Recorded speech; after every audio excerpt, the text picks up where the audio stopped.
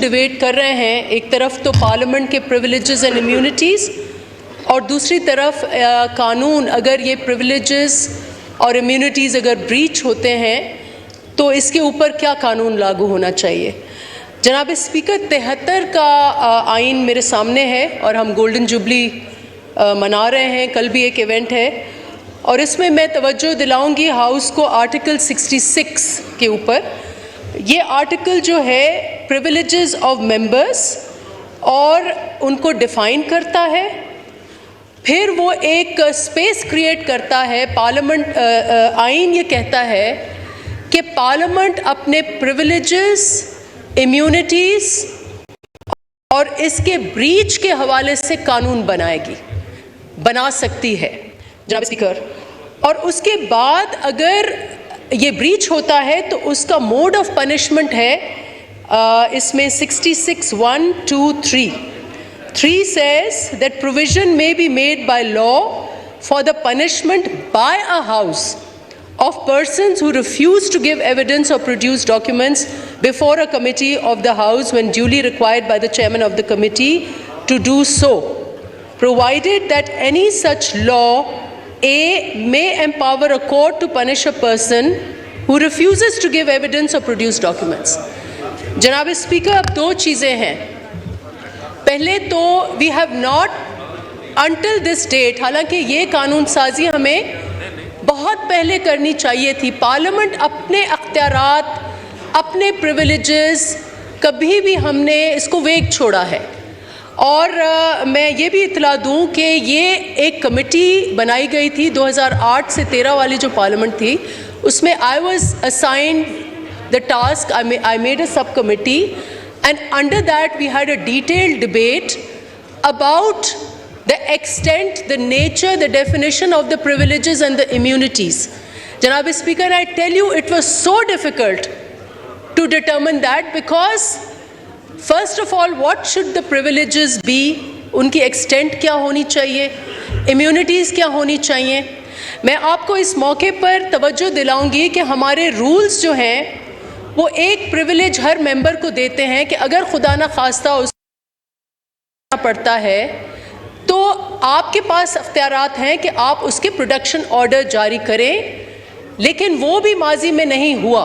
हालांकि that is a standing privilege of a member, उसका भी आज हमें तयन इसी लॉ में करना चाहिए कि कल को एक विक्टिमाइजेशन कैंपेन अगर चलती है तो वो प्रिविलेजेस मेंबर के क्या हैं।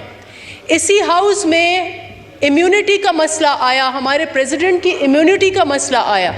I understand in the Constitution, President for the term that he is President enjoys immunity, लेकिन हमें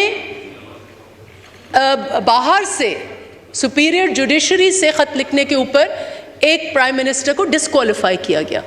So this is a very, for me it is the most important thing that the Parliament can do is to determine the extent and the depth of its powers and privileges, and in the event of those that breach, what should happen.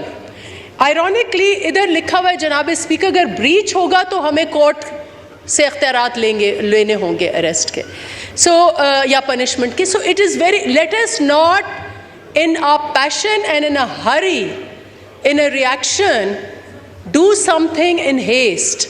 It is very important. The Constitution of Pakistan is very clear that this is a natural right of the Parliament. Freedom of speech emphasized है, बाकी privileges and immunities scattered हैं और vague हैं।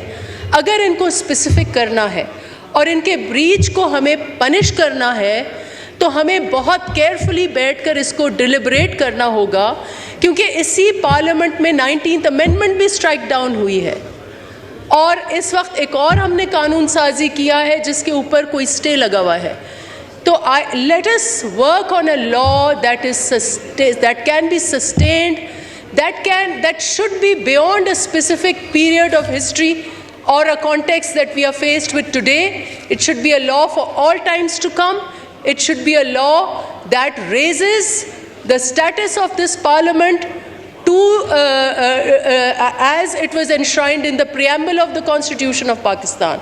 So I would recommend again following the minister who said कि इसको हम committee में जाए, ये कमेटी में जाए, इसको डिलिब्रेट करें, और आई वुड ऑल्सो एंडोर्स कि इसकी लैंग्वेज भी ये ना हो कि ये कोई किसी रिएक्शन में हुआ है. So let us sit down and deliberate and come up with a privileges law as is provided under Article 66, 1, 2 and 3, 4 and 5. Thank you, Speaker Sahab. जी डॉक्टर साहिबा, ये आपकी इतला के लिए है कि मेंबरान की अरेस्ट और इम्यूनिटीज़ के बारे में सेनेट से मियां रज़ा रबानी साहब का बिल पास हुआ, जिसे हमने भी पास कर दिया है, जिससे अब सदर साहब की तरफ से असेंट आने के बाद गजट कर दिया गया है. ये इम्यूनिटीज़ बिल जो था इनके जी ये लॉ